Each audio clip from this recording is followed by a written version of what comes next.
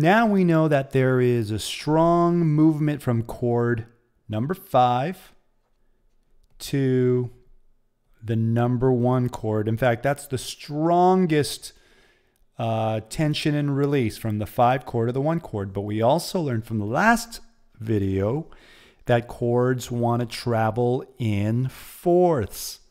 And remember, that means a 7 chord wants to pull a little bit to the 3 chord, which wants to pull to the 6 chord, which wants to pull to the 2 chord, which wants to pull to the 5 chord. And we know from 5 here, there's a strong pull movement towards the 1 chord. Now what we're going to do in this lesson is we're going to actually combine these two concepts, because if we got this tendency, but then we add this dominant chord pulling to the 1 chord with that concept, we should have a very, very strong, we can create, I should say, a very strong chord movement in this cycle of fourths along with dominant. So this is what it would look like. So we talked about how there's a real common chord progression that goes like this. It's 6 chord to the 5, 6, 2, 5, 1. And how that is a very common chord progression because it follows the circle of fourths, cycle of fourths, either one. And it includes this 5 to 1 pull. So what we can do, we can use substitution chords that go a little out of the theory of the chord progression theory so that we get a stronger pull with this progression. So let me give you an example. If I were to create this progression, 6, I kept it same, the 6 there. And then instead of a 2, remember 6 and 2s are minor chords. They're minor chords. If I were to create this 2 to a 2 dominant, that means I'm going to substitute, instead of a 2 minor chord, I'm going to substitute a 2 dominant chord. Then that 2 dominant chord is going to pull stronger to this 5, which is already by default a dominant chord. So that means 2 to the 5 is like a 5 to the 1. It's that strong of a pull, because remember, even though 5 is a dominant chord, it still uses a major triad, so it has the same kind of effect. 2 dominant, 5, which is a dominant, and to the 1,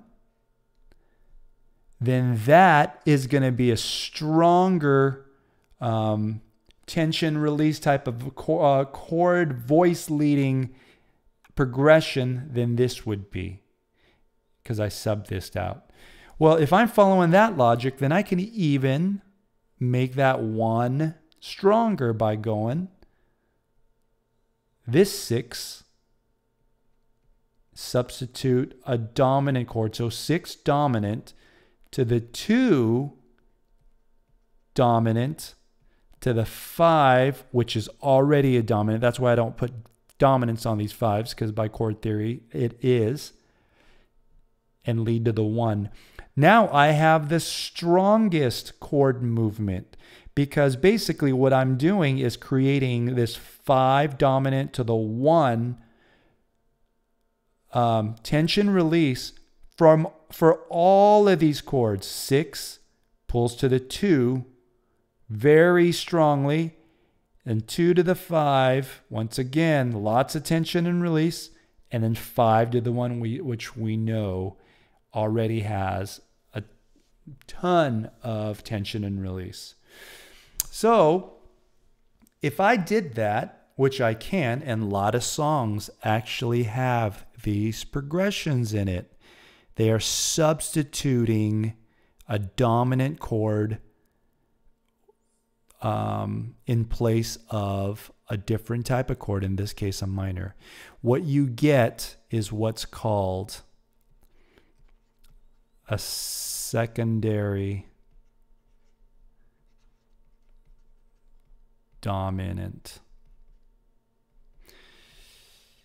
When you substitute dominant chords for other chords, that is what's called a secondary dominant. And the reason why you do that is so that you can force a little more tension and release, basically direct and manipulate chord movement so that they move, they pull from one chord to the other in a much more, much more like intentional way. Okay? So that would be how you can apply secondary dominance. Now, you don't always have to follow this circle or cycle of fourths to use secondary dominant chords. You can use it just whenever you want to create this tension and release in a normal chord progression. Let me give you another example of that. So I'm going to take the song Amazing Grace. And here is the chord. Here's like a simplified chord progression for this song. So it would be 1, 1. This is in 3/4 time. How sweet the, back to 1. Saved a wretch like me. I once was lost. Now I'm found, was blind, but now I see.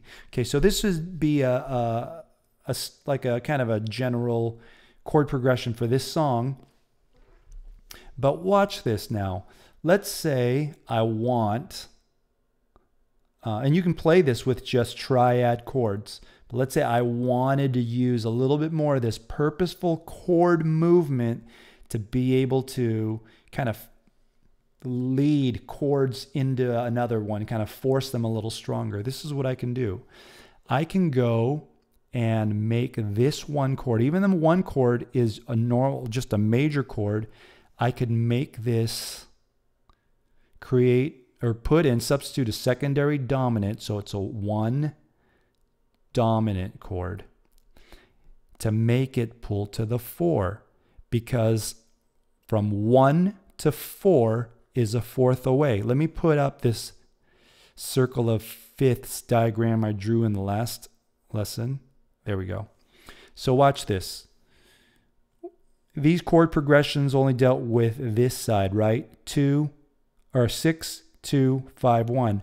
But remember, we talked about 1, if you keep going this way in the cycle of fourths, 1 will tend to go to the 4 if you want it to. In this case, it does.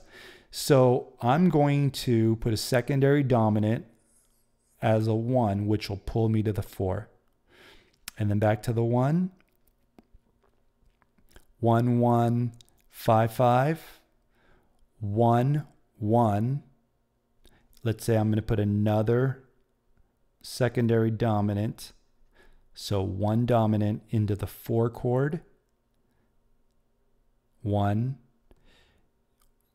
Now here is where I could substitute this. This last line, instead of going from 1 to 5, now watch this. You see this 5 here.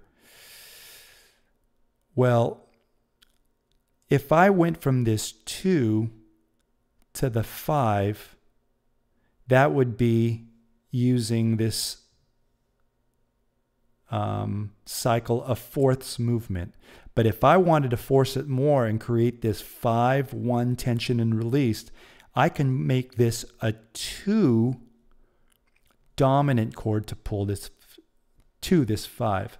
So instead of this 1,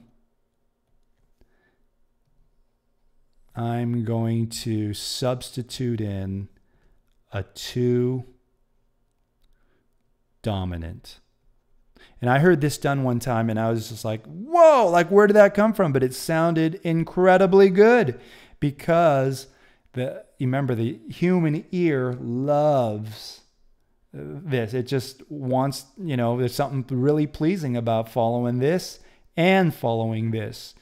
And so this would be one way to rewrite this song, Amazing Grace, and substituting the secondary dominant chords to make it sound better. Well, I shouldn't say better, different, but it will sound a little more creative and like the chords are leading into one another a little more. By the way, I do just want to give you one more example of these chords here, these numbers in chord form. So if I were to substitute this, it would be like this. In a key of C, following these numbers, it would be C, C, dominant 7, 7 to the 4th, which is F, C, C, C, G, G, C, C7, F, C. Was blind. 2 now becomes a D7 to the 5, G.